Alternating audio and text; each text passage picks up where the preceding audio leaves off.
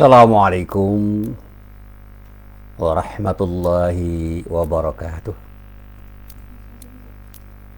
Alhamdulillahilladzi khalaqal mauta wal hayata liyabluwakum ayyukum ahsanu amala.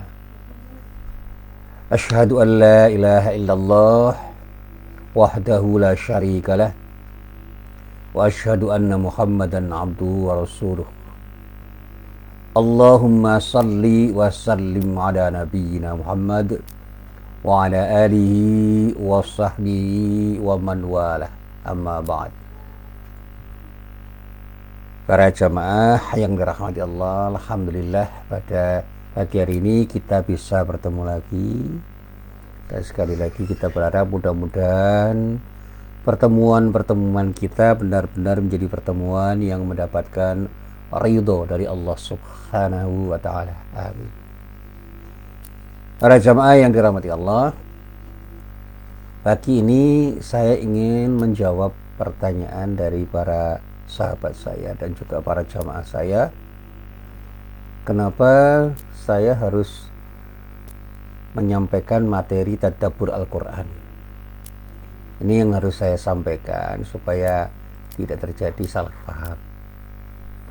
Saya menyebut tadabbur Al-Quran, bukan tafsir Al-Quran, karena pada pagi hari ini saya mengajak para jamaah untuk merenung secara menyeluruh, secara tenang, secara komprehensif, secara utuh terhadap ayat-ayat Al-Quran dalam rangka untuk mengetahui maksud atau makna dari ungkapan yang ada di dalam Al-Quran secara mendalam. Dan inilah yang selalu saya sampaikan. Saya memang membaca kitab tafsir, ya. Saya membaca buku-buku yang terkait dengan bagaimana orang menjelaskan makna ayat Al-Quran yang saya coba untuk saya telaah. Tapi tidak cukup dengan membaca, saya berusaha untuk merenungkan apa yang saya baca itu, kemudian mencoba untuk merefleksikan apa yang saya baca itu di dalam keseharian kita, keseharian saya dan keseharian teman-teman yang seringkali saya coba untuk saya cermati, karena di samping saya belajar pada diri saya sendiri, saya juga bisa belajar dari banyak orang. Dan ternyata dari ayat-ayat Al-Quran yang saya baca dan saya renungkan itu, saya semakin memahami tentang siapa saya, siapa orang yang berinteraksi dengan saya, dan bahkan memahami alam semesta, dan bahkan dalam situasi tertentu saya bisa memahami siapa Allah. Dan inilah yang ingin saya dapatkan. Saya ingin mendapatkan pengetahuan yang dalam tentang apa dan siapa saya dan siapa Allah. Saya ingat pada sebuah riwayat yang meskipun orang mengkritik riwayat ini adalah riwayat yang tidak sahih, yang menyatakan bahwa satu saat Rasulullah pernah menyatakan, man arafa nafsahu faqad araba rabbah. Nah, kisah ini terkait dengan apa yang telah saya sampaikan dulu. Pernah saya sampaikan bahwa ada orang yang mengenal Allah itu dengan mencoba mengenal dirinya sendiri, karena dengan mengenal ciptaan Allah kita akan mengenal siapa penciptanya. Saya tidak ingin berdebat tentang keabsahan hadis ini, tapi saya ingin mencoba untuk memahami bagaimana Allah itu bisa kita pahami dengan memahami ciptaannya. Termasuk saya seringkali mengatakan kita bisa memahami orang lain melalui proses pemahaman terhadap diri kita. Saya pernah tersenyum ketika ada orang berbahagia. Saya pernah menangis ketika ada yang bersedih, karena saya ingin terlibat di dalam apa yang dialami orang lain. Dan ini yang saya sebut dengan empati. Saya seringkali melihat peristiwa yang menyedihkan, tiba-tiba saya menangis. Tetapi kadang-kadang saya tersenyum melihat sesuatu yang menggembirakan, dan melihat kegembiraan orang itu saya ikut gembira. Dan saya seringkali mengucapkan selamat pada teman-teman saya yang berhasil meraih sesuatu, tetapi juga dalam banyak hal saya bersedih ketika melihat sahabat saya, teman-teman saya, tetangga saya tertimpa musibah. Dan ini hasil perenungan yang seringkali saya kutip dan kemudian saya utarakan di dalam pengajian-pengajian saya, sehingga saya sama sekali tidak pernah menyesali hidup ini seperti apapun yang terjadi pada diri saya, dan saya hanya ingin bersyukur terhadap nikmat-nikmat Allah yang telah diberikan Allah pada diri saya apapun bentuknya. Dan dalam proses kehidupan saya membangun sebuah sikap sabar untuk bisa meraih sesuatu yang ingin saya raih, dan saya tidak pernah menyesali apa yang saya raih, karena Allah lebih tahu apa yang terbaik untuk diri saya sekarang ini, di sini, dan di masa-masa yang akan datang. Dan saya tidak pernah menyesali masa lalu saya, karena itu bagian dari takdir Allah yang tentu saja Allah telah menetapkannya dengan sebijaksana mungkin, dan tidak mungkin Allah salah menetapkan sesuatu termasuk pada diri saya ketika saya harus melalui proses kehidupan yang seperti apapun. Bahkan saya bisa tersenyum terhadap apa yang pernah saya lalui yang dikatakan orang sebagai sebuah kegagalan. Karena dengan kegagalan itu saya bisa belajar bagaimana seharusnya saya berbuat sesuatu dengan lebih baik.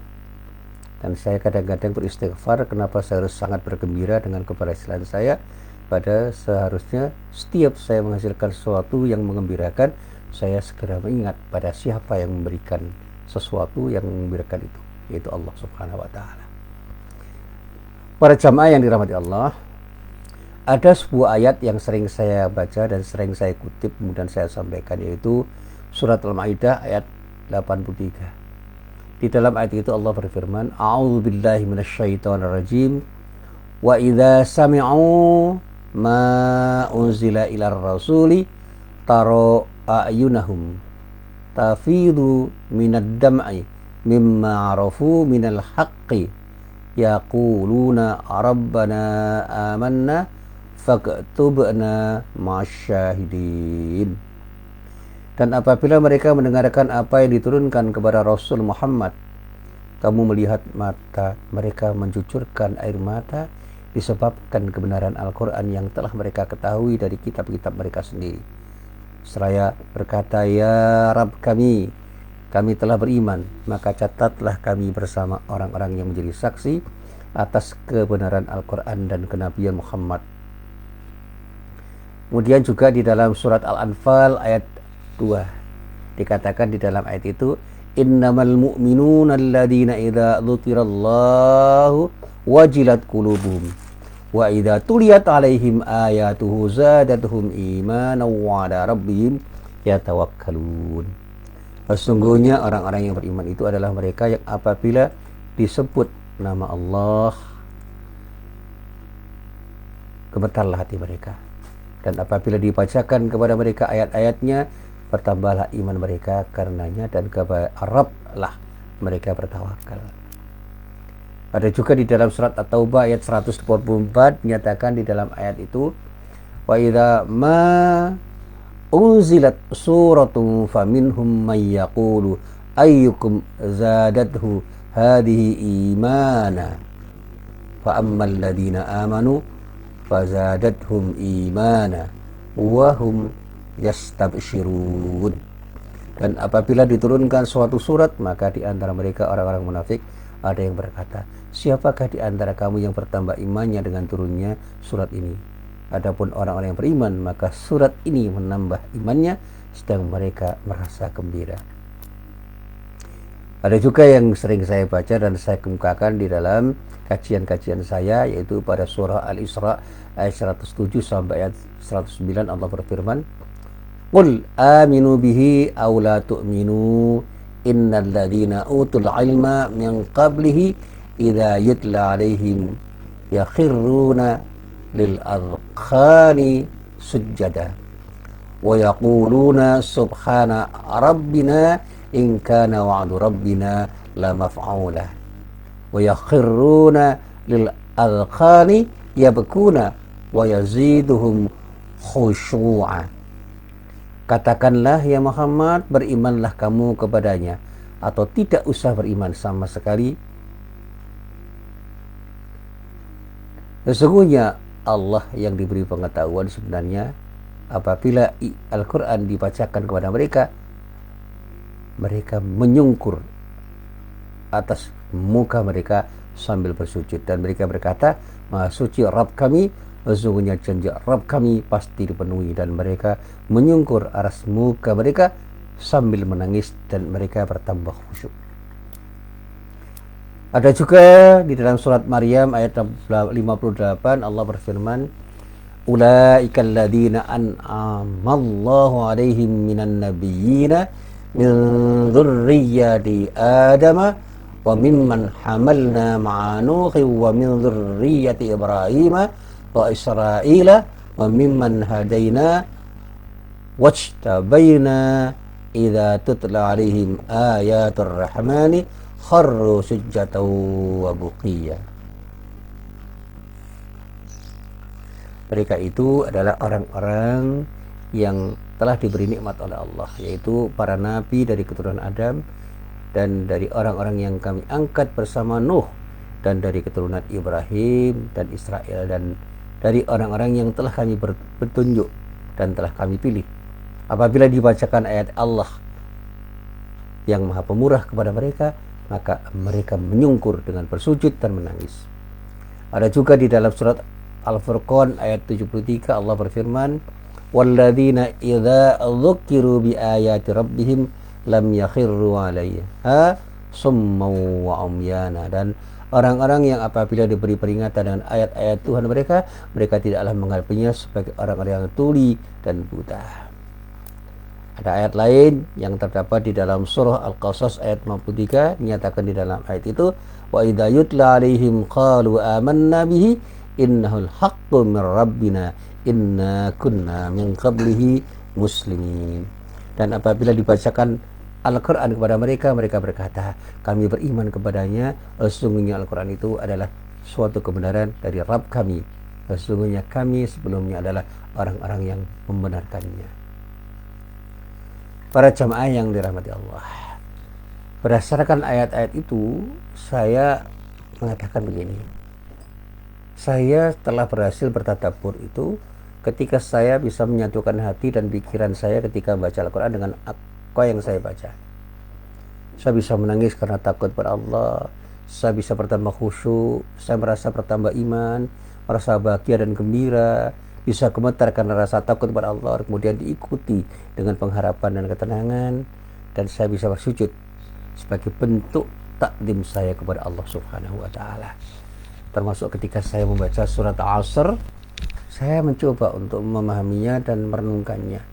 Di dalam ayat itu Allah berfirman, a'udzubillahi minasyaitonirrajim, bismillahirrahmanirrahim, wal 'asr innal insana lafi khusr illal ladzina amanu wa 'amilus solihati wa tawashaw bil haqqi wa tawashaw bis sabr. Demi masa sungguhnya manusia itu benar-benar berada dalam kerugian kecuali orang-orang yang beriman dan mengerjakan amal soleh dan saling menasihati supaya menaati kebenaran dan saling menasihati supaya menetapi kesabaran. Saya katakan setelah saya membaca ayat ini bahwa dalam hidup yang singkat ini banyak orang yang terlena dengan nikmat usia yang dimilikinya. Padahal kata patah Arab, manusia tak ubahnya dari suku bulan hari-hari. Setiap kali satu hari berlalu, berlalu pula sebagian dari umur manusia di dunia ini. Jika seorang hari ini berusia 10 tahun, maka pada hari yang lain dia akan bertambah umurnya. Dia di tahun kemudian akan menjadi 11 tahun umurnya. Saat dia merasa bahwa dia bertambah umur, sebenarnya umurnya berkurang. Orang bisa mengucapkan selamat panjang umur, sesungguhnya umurnya tidak pernah menjadi panjang. Bahkan sebaliknya, jatah usianya di dunia makin berkurang karena semua orang punya ajal. Para jamaah yang dirahmati Allah, saya membaca di dalam kitab Tafsir fi Dalil Quran, sebuah kitab yang ditulis oleh Sayyid Qutb rahimahullah. Pada surat yang hanya memiliki 3 ayat ini, di dalam surat Asr, kata Sayyid Qutb, terkandung satu panduan yang menyeluruh tentang kehidupan umat manusia sebagaimana yang kehendaki oleh Allah. Ia meletakkan satu konstitusi yang luar biasa dalam kehidupan seorang muslim tentang hakikat dan tujuan hidup seseorang manusia yang memiliki kewajiban dan tugas-tugas serta tanggung jawabnya. Surat ini merupakan mukjizat yang luar biasa.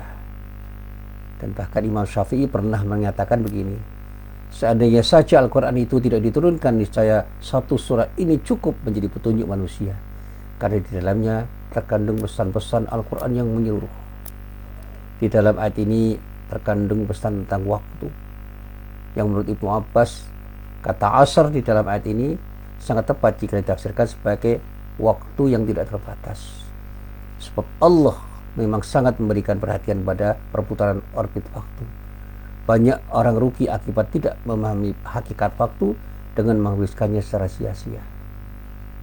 Dan disinilah kemudian orang mengatakan bahwa dalam kaitannya dengan waktu semua orang bisa rugi. Innal insana lafi khusr.